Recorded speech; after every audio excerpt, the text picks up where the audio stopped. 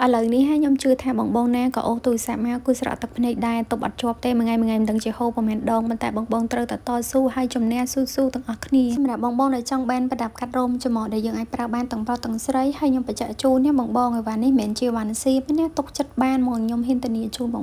ងទិញទៅទទួលបានប្រអប់មួយបានច្រាស់ចែមួយហើយបាននឹងដងឡែមខាងក្នុងដល់ទៅ2ទៀតណាចំពោះការដកដូរកត្រៃរបស់គេវិញក៏ស្រួលដែរបងគ្រាន់តែមួខ្ចៅគៀននេះបន្តិចមកហើយបងដកបដូរចាស់ចេញទៅចាំយើងដាក់បដូរថ្មីចូលដូចខ្ញុំបង្ហាញនៅក្នុងវីដេអូនេះអញ្ចឹងណាប៉ុណ្ណឹងគឺរួចរាល់ហើយបងអាចទទួលបានថ្មីមួយទៀតតែម្ដងនិយាយទៅចំណេញមែនតែនទិញមួយបានពីរហើយរាល់ការប្រើហើយគឺលាងទឹកសម្អាតប្រើបានពេលក្រោយបងឆាត់មកលើបានតម្លៃពិសេសណាតានីជូននិយាយទៅគឺស្រួលប្រើងាកមកម្ហូបរបស់យើងវិញថ្ងៃនេះខ្ញុំមានជាមួយនឹងត្រីហើយខ្ញុំយកមក3កង់ហ្នឹងយកមកចៀនអញ្ចឹងណាប៉ុន្តែនៅសាខ្លះទៀតខ្ញុំដាក់ក្នុងទូទឹកកកទុកថ្ងៃណាចង់ធ្វើអីញ៉ាំគឺយើងមានត្រីនៅក្នុងទូស្រាប់អញ្ចឹងណាគ្រាន់តែថារបស់បកកយើងមិនគួរទុកវាយូរពេកទេបងត្រឹម2ថ្ងៃអីយើងញ៉ាំឲ្យអស់ទៅហើយយើងទិញថ្មីមកទៀតមកកុំឲ្យញ៉ាំកកយូរពេកអញ្ចឹងណាហើយបើសិនជាបានញ៉ាំស្រស់ភ្លាមរាល់ថ្ងៃទៀតកាន់តែល្អខ្ញុំលាងសម្អាតវាស្អាតចឹងមកប៉ុន្តែដោយសារថាវាខ្លាញ់ច្រើនពេកអញ្ចឹងហើយវាក៏មានកកនៅតាមគីននឹងខ្លះអីអញ្ចឹងណាហើយខ្ញុំអត់បានលាងជាមួយនឹងទឹកអំបិលទឹកអង្ករទឹកខ្មេះអីទេបងដោយសារតែត្រីនេះគឺវាអត់សូវឆ្អាបដែរអញ្ចឹងណា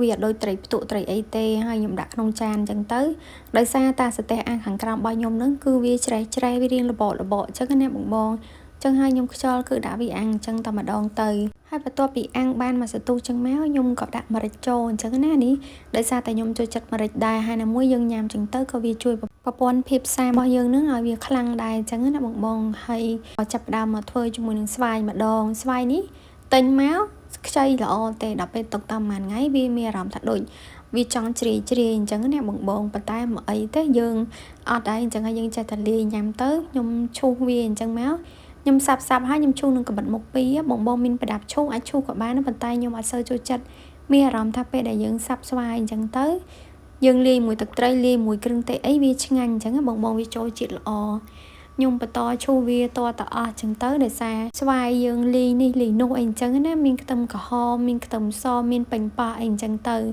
មានដើមខ្ទឹមមានជាមួយនឹងជីនាងវងដាក់ស្លឹកខ្ទឹមម្ទេសអីទៀតមកគឺថាកាន់តែឆ្ងាញ់អ្នកដែលគាត់ចូលចិត្តម្ហូបមួយមុខនេះភាគច្រើនគឺអំពូមួយដែលរៀងវ័យចំណាស់បន្តិចគឺគាត់ចូលចិត្តហើយប៉ុន្តែខ្ញុំអត់ទាន់ចាស់ខ្លាំងទេខ្ញុំចាស់មកល្មមប៉ុន្តែខ្ញុំចូលចិត្តដែរងាកមកខ្ទឹមក្រហមរបស់យើងវិញខ្ញុំហាន់បែបនេះបងស្ដាងតិចចឹងម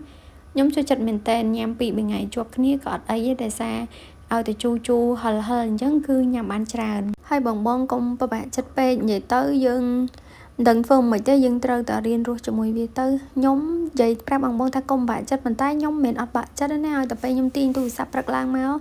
ខ្ញុំមានអារម្មណ៍ថាមួយថ្ងៃពេញហ្នឹងគឺខ្ញុំអូសទូរស័ព្ទមកខ្ញុំឃើញខ្ញុំវេទនាចិត្តណានិយាយមែនគ្រាំគ្រាតែម្ដងប៉ុន្តែវាអត់ដឹងថាធ្វើមិនយើងត្រូវតែបន្តជីវិតរបស់យើងអញ្ចឹងគ្រាន់តែថាយើងគួរតែធ្វើអីទៅតាមរដ្ឋាភិបាលដែលគាត់ប្រាប់យើងថាគួរតែធ្វើបែបម៉េចនៅពេលដែលវាមានគ្រាប់មានអីធ្លាក់អញ្ចឹងណាយើងត្រូវតែអោនឲ្យទាបនៅលើដីឬក៏យើងក្រាបទៅលើការ៉ូរួចហើយយើងរៀងហើបមាត់បន្តិចបងឬក៏ចូលទៅក្នុងអាគារដែលនៅដូចថាបើសិនជាយើងនៅអាគារអីអញ្ចឹងយើងនៅបែបកដាលអញ្ចឹងកុំនៅគៀនឬក៏កុំនៅចិត្តកញ្ចក់មានផ្សែងពុលមានអីយើងត្រូវជ្រលក់កសែងជាមួយទឹកសើមលាយជាមួយនឹងខ្ទឹមសខ្ទឹមអីយើងនឹងក៏បានហើយយកមកខ្ទប់មុខឬក៏មានទឹកអីយើងចាក់លាងមុខលាងភ្នែកឬក៏យើងដោះខោអាវដែលត្រូវផ្សែងពុលនឹងចេញអីអញ្ចឹងណាបងនិយាយទៅយើងធ្វើអីទៅតាមការណែនាំយើងចេះតែមើលទុកឲ្យបងបកាការពារអីអញ្ចឹងណាហើយយើងក៏ត្រូវធ្វើផ្លូវកាយផ្លូវចិត្តយើងឲ្យរឹងមាំព្រោះពេលខ្លះបើសិនជារឿងហ្នឹងវាអត់បានកើតឡើងទេប៉ុន្តែការបារម្ភការព្រួយរបស់យើងវាមានច្រើនពេកវាធ្វើឲ្យយើងទៅជាអត់ស្រួលខ្លួនទេបើខ្ញុំវិញគឺថប់ទ្រូងហ្មងពិបាកដកដង្ហើមដូចមនុស្សដែលបងឃើញអ្នកខ្លះដែលគាត់ depression គាត់ stress មានជំងឺផ្លូវចិត្តខ្លាំងគឺគាត់ថប់អញ្ចឹងបងខ្ញុំធ្លាប់យល់អារម្មណ៍ហ្នឹងគឺខ្ញុំថប់ស្ទះមែនតើបងអញ្ចឹងទៅខ្ញុំព្យាយាមធ្វើអីឲ្យខ្លួនឯង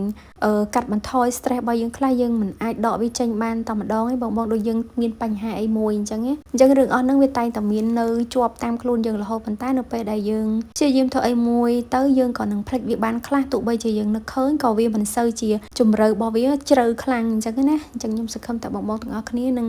អាចធ្វើចិត្តខ្ញុំក៏មិនមែនជាអ្នកដែលបកកែអីប្រហែលដែរបងគ្រាន់តែថាខ្ញុំចែករំលែកខ្លះអញ្ចឹងណាពេលខ្លះក៏ខ្លួនឯងធ្វើបានខ្លះពេលខ្លះក៏ធ្វើមិនបានដែរហ្នឹងបងអញ្ចឹងហើយក៏តាមនឹងទៅតែយើងធ្វើនេះធ្វើនោះប្រឡប់អញ្ចឹងណា កុំឲ្យយើង stress ខ្លាំងពេកហើយម្ហូបរបស់យើងវិញខ្ញុំជឿថាបងគឺចេះហើយខ្ញុំលាយអំបិលបន្តិចទឹកត្រីបន្តិចដោយសារទឹកត្រីរបស់ខ្ញុំនឹងអត់ប្រៃទេហើយដាក់ជាមួយនឹងស្ករសបងដាក់ស្ករត្នោតស្ករអំពៅអីក៏បានដែរហើយយើងលាយទុកចឹងមកបងកុំលាយភ្លាមញ៉ាំភ្លាមវាអត់សូវឆ្ងាញ់ទេ